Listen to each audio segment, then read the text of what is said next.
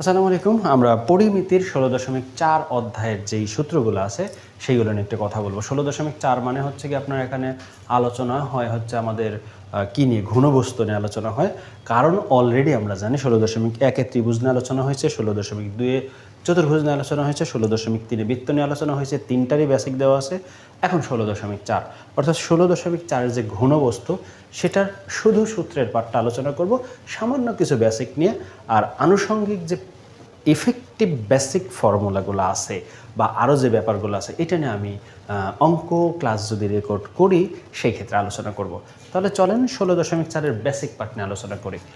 ১৬.৪ এর basic part যদি বলা হয়, মূলত বেসিক ফর্মুলা। তো বেসিক ফর্মুলা আলোচনা করতে গেলে প্রথমে আসবে আয়তাকার ঘনবস্তু। আয়তাকার ঘনবস্তু, আয়তাকার ঘনবস্তুটা কেমন হয় সেটা ব্যাখ্যা করতে গেলে আপনি একটা বই নিলেই চলবে। যে কোনো ধরনের এইরকম একটা জিনিসকে আয়তাকার ঘনবস্তু বলে। দেখেন এই জিনিসের কি কি আছে আপনি যদি একটু খেয়াল করেন, এই পুরো বড় অংশটাকে দৈর্ঘ্য ধরবেন, ছোট অংশটাকে প্রস্থ ধরবেন, আর এই যে পুরুত্ব অংশটাকে উচ্চতা ধরবেন। তাহলে একটা ঘনবস্তু যার পুরুত্ব আছে, তাহলে এই জিনিসটার তিনটা জিনিস থাকে, দৈর্ঘ্য, প্রস্থ, উচ্চতা। এই ক্ষেত্রে এটাকে বলা হয় আয়তাকার ঘনবস্তু। প্রশ্ন হচ্ছে এটাকে কেন আয়তাকার ঘনবস্তু বলা হয়? কারণ এটা দেখতে আয়তক্ষেত্র স্টাইলের। আমি এটার আরেকটা নাম দিয়ে থাকি, সেটা হচ্ছে গিয়া আয়তক্ষেত্রের সমন্বয়ে গঠিত ঘনবস্তু। কারণ কি দেখেন, এই শুধু এই একটা তলকে যদি কল্পনা করেন, এটাকে বলা যায় আয়তক্ষেত্র। তার মানে আয়তক্ষেত্রের মতো জিনিস নিয়ে গঠিত এই ঘনবস্তুটা, তাই এটাকে আমরা বলতে পারি আয়তাকার ঘনবস্তু। এছাড়াও এর তিনটা জিনিস আছে, দৈর্ঘ্য, প্রস্থ আর উচ্চতা। তাহলে তিনটা জিনিস দৈর্ঘ্য, প্রস্থ, উচ্চতা থাকার কারণে এটা ঘনবস্তু হয়ে গেছে। এখন যেহেতু তিনটা জিনিস আছে, দৈর্ঘ্য এটাকে ধরলাম, প্রস্থ এটাকে আমরা বি ধরলাম, আর উচ্চতা তাহলে এটাকে ধরলাম সি। এই তিনটা জিনিস ধরে এখানে আমাদের একটা জিনিস মনে রাখতে হবে, এই তিনটা জিনিসের নাম কিন্তু চেঞ্জ হয়ে আসে একসাথেও বলে অনেক সময় স্যাররা। দেখবেন প্রশ্ন অনেক সময় স্যাররা বলে না যে আয়তাকার ঘনবস্তুর ধার তিনটি যথাক্রমে, মাত্রা তিনটি যথাক্রমে। এই যে ধার বা মাত্রা দ্বারা কি বোঝায়? ধার বা মাত্রা দ্বারা দেখেন তো আপনি, এগুলোকে ধার অংশ না, এটাতে ধার অংশ না, এই জন্য এদেরকে ধার বলে। মানে দৈর্ঘ্য, প্রস্থ, উচ্চতাকে একসাথে ধার বা মাত্রা বলে। তাহলে আজ থেকে মনে রাখবেন, এই তিনটাকে একসাথে মাত্রাও বলা যায়, ধারও বলা যায়। অর্থাৎ একসাথে যদি বলা হয় আয়তাকার ঘনবস্তুর বা ঘনবস্তু টাইপের যত কিছু আছে, এদেরকে মাত্রা বা ধার দ্বারাও এর দৈর্ঘ্য, প্রস্থ, উচ্চতা এগুলোকে বোঝায়। তাহলে চলেন এর ক্ষেত্রফলের সূত্রগুলো কি, চিত্র আঁকতে পারেন আপনারা নিজেদের মতো করে।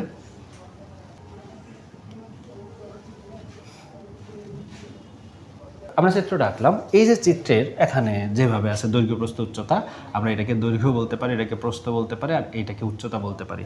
এর প্রথম ক্ষেত্রফলের সূত্র আমরা বলবো সমগ্র তলের ক্ষেত্রফলের সূত্র। আপনার ভাষা পুরোটা লিখে নিন, আমি পুরো ভাষাটা লিখবো না।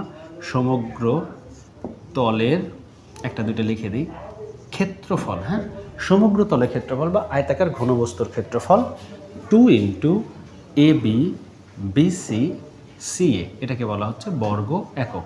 এককের বিষয়টা খেয়াল রাখেন, আপনারা অনেকে এটা অবহেলা করেন, বাট এটা মাথায় রাখতে হবে। আয়তাকার ঘনবস্তুর সমগ্র তলের ক্ষেত্রফল 2 into A B BC CA বর্গ একক। অর্থাৎ আয়তাকার ঘনবস্তুর সমগ্র তল বলুক, সুদূরতল বলুক বা ক্ষেত্রফল বলুক, যাই বলুক, আয়তাকার ঘনবস্তু নাম থাকলে এই ক্ষেত্রফলের সূত্র ইউজ করবেন। তবে যদি কোনো স্পেশাল কন্ডিশন যুক্ত নয়, সেটা নিয়ে পরে কথা বলি। এরপর আসেন আয়তাকার ঘনবস্তুর কর্ণের দৈর্ঘ্যের সূত্র কি? কর্ণের দৈর্ঘ্য রুট ওভার দৈর্ঘ্য স্কোয়ার, প্রস্থ স্কোয়ার আর উচ্চতা স্কোয়ার একক। তাহলে আয়তাকার ঘনবস্তুর সমগ্র তলের ক্ষেত্রফল বা শুধু ক্ষেত্রফল এটা, কর্ণের দৈর্ঘ্যের সূত্র এটা, অর্থাৎ root over a square plus b square plus c square. দৈর্ঘ্য, প্রস্থ, উচ্চতা তিনটার ব্যাপার। যদি আয়তন হয়, আয়তন আয়তাকার ঘনবস্তুর আয়তন তিনটার গুণফল, তখন একক হবে ঘন একক। অর্থাৎ আয়তাকার ঘনবস্তুর আয়তন দৈর্ঘ্য, প্রস্থ, উচ্চতার গুণফল, ঘন একক। আশা করি এটা বুঝতে পারছেন। দেখেন এই জিনিসগুলো যখন আপনি শিখবেন তখন খুব সাবধানতার সাথে পুরো কথাটা লিখেন, চিত্রটা এঁকেন, সংজ্ঞাটা লিখেন, তারপরে এভাবে সূত্রগুলো লিখে রাখেন। এটাই ছিল আয়তাকার ঘনবস্তুর ক্ষেত্রফল, কর্ণের দৈর্ঘ্য, আয়তনের সূত্র। এখানে আপনাদের ছোট্ট করে একটা কথা বলি, অনেক সময় ওনারা আয়তাকার ঘনবস্তু বলে আয়তাকার ঘনবস্তুর একটি তলের ক্ষেত্রফল। এবার আপনি বলেন তো আয়তাকার ঘনবস্তুর তল কয়টা? আয়তাকার ঘনবস্তুর তল হচ্ছে, আর একটা কথা বলি, এখন খুব বেশি বিস্তারিত বলা সম্ভব না, সামান্য কিছু বলবো। যদি বুঝতে চান আমার অঙ্ক করানোর ভিডিওগুলো দেখেন যদি দিই। আয়তাকার ঘনবস্তুর একটি তল বলতে এই একটা অংশ। তো এই একটা অংশ যদি আমি কল্পনা করি, একটা অংশ কি ঠিক এরকম হয় না আয়তাকার ঘনবস্তুর? এটা কি শুধু আয়তক্ষেত্র না?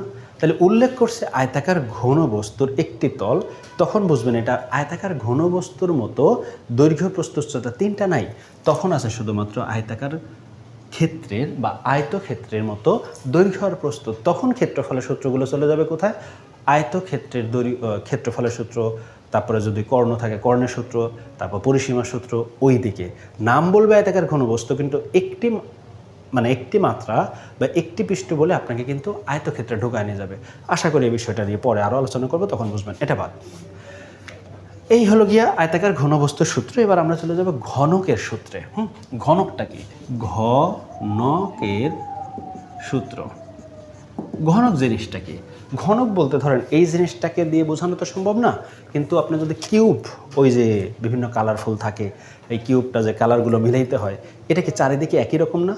এবং এটারও দেখেন 6টা তল আছে।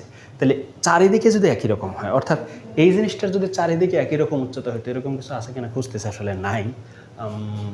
একটা জিনিস পাইছি, ধরেন এরকম যদি একটা জিনিস ধরে নিচ্ছে চারিদিকেই সমান, তাহলে কি এরও 6টা তল আছে, দৈর্ঘ্য প্রস্থ সবই সমান, সেই ক্ষেত্রে তখন এই জিনিসটাকে ঘনক বলে।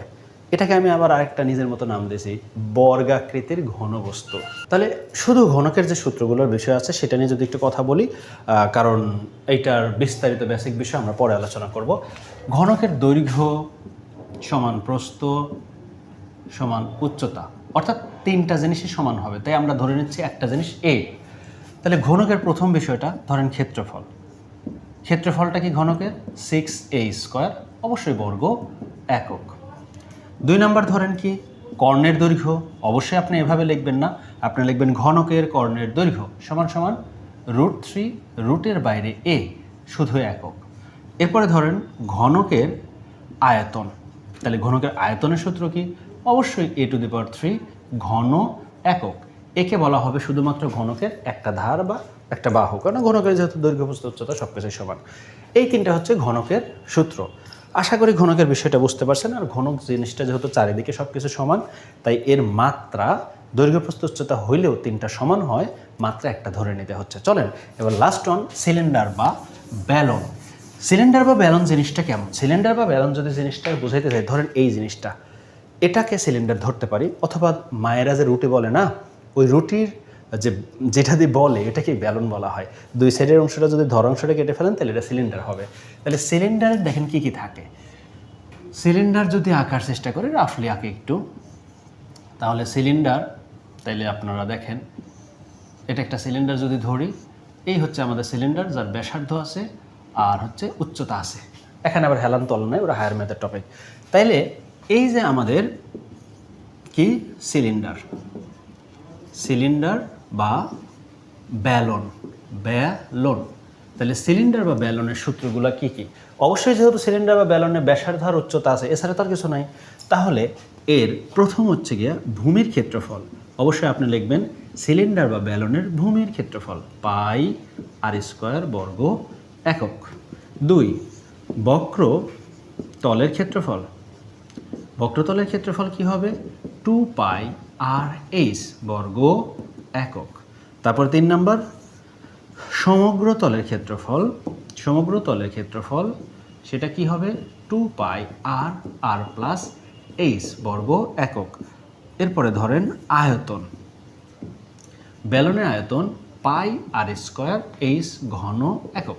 এই যে 4টা সূত্রে একটা মজার ব্যাপার দেখেন, একমাত্র ব্যালন বা সিলিন্ডারেরই 3টা ক্ষেত্রফলের সূত্র। ভূমির ক্ষেত্রফল, অবশ্যই পুরো কথাটা লেখেন, ব্যালনের ভূমির ক্ষেত্রফল, তারপর ব্যালনের বক্রতলের ক্ষেত্রফল, তারপর হচ্ছে সমগ্র তলের ক্ষেত্রফল, তারপর হচ্ছে গিয়ে ব্যালনের আয়তন। এই সূত্রগুলো সুন্দর করে লিখিয়ে বারবার পড়েন। এই ব্যালন, ঘনক, আয়তাকার ঘনবস্তু, এই 3টা জিনিস ভালো পারলে আপনি 16.4-এর সূত্র আপনার খুব ভালোভাবে শেষ হবে। 16.4, 3, 2, 1 এগুলো ভালো পারার জন্য আপনার সূত্রগুলো জানা দরকার। এই ভিডিওটা ছিল শুধুমাত্র সূত্রের, তাই সূত্র নিয়ে কথা বলতেছি। আর এক্সট্রা বেসিক টেসিক নিয়ে আলোচনা পরে ইনশাল্লাহ করা হবে। ততক্ষণ আসসালামু আলাইকুম।